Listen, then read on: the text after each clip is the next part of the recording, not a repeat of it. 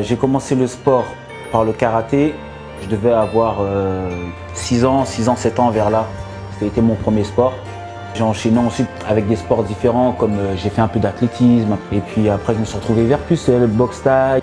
Mais après, je me suis focalisé un peu plus sur le taekwondo. J'en ai fait 8 ans.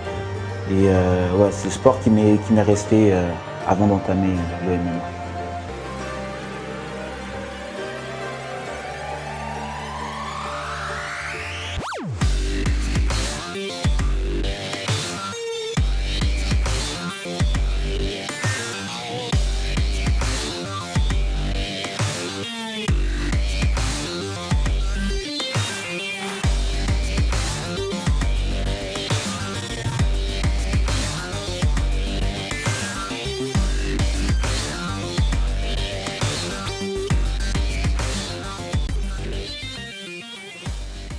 Comment je suis arrivé dans le monde du MMA?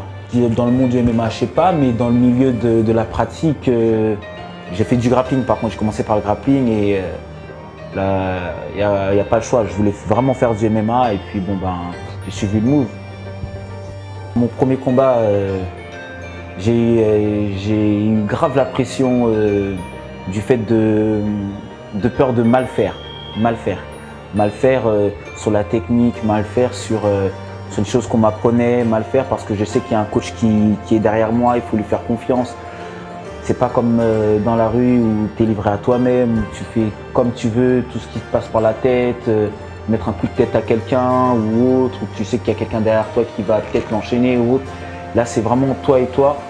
Et je pense que c'est une force de voir jusqu'où tu es capable d'aller.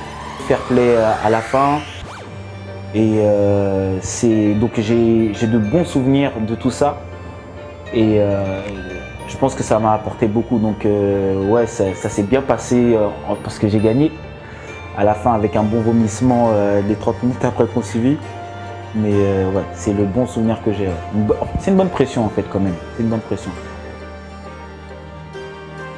J'ai 4 victoires par soumission. Je me sens bien en lutte, je me sens bien en boxe. Et le sol aussi, le sol, je pense que j'ai un bon niveau parce que j'ai terminé mes combats par soumission. Et tant mieux pour moi. Je prendrai ce qu'il y a à prendre. Si ça doit se terminer par un KO, je prendrai le KO si ça se produit.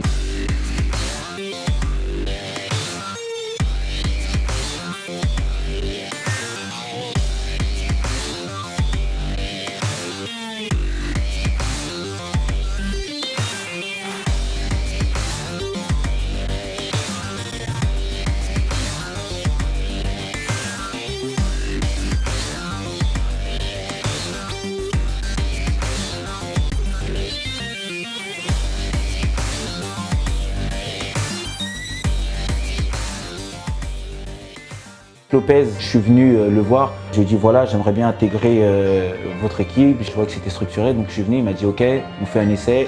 Ça s'est bien passé, je pense qu'il a cru en moi comme moi j'ai cru en lui, parce que c'est quelqu'un de ça, il reste sérieux quand il te parle et ça fait plaisir, parce que c'est pas comme on dit souvent, c'est pas un jeu où tu joues pas au frisbee en fait, tu vois, donc faut être conscient quand tu pèses tes mots, quand tu dis que tu veux aller là, quand tu veux faire ci, faire ça. C'est important, peu importe que ça soit du pancrace ou du MMA. Et puis il assume faire confiance.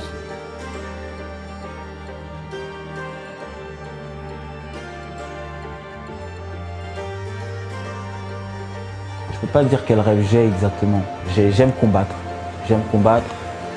C'est parce que ça me met tout le temps en rivalité avec moi-même.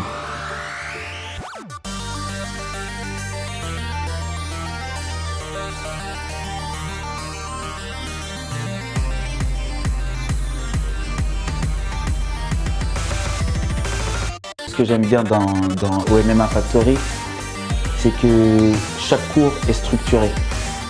Ça veut dire qu'on n'est pas livré à nous-mêmes en disant ok, quand tu vas dans une salle, des fois c'est ouais, on tourne, ouais, voilà. Et en fait, compte, tu travailles ce que tu sais faire et pas ce que tu ne sais pas faire. Et à un moment donné, pour sortir de cette zone de confort, il faut qu'il y ait quelqu'un qui puisse te guider vers ce chemin. Et MMA Factory, vous connaissez, hein, on est toujours ensemble, victoire, défaite, il n'y a pas de problème. Moi, je reste là, je serai toujours là, avec vous. Je regrette pas mon choix d'être ici. C'est le pied.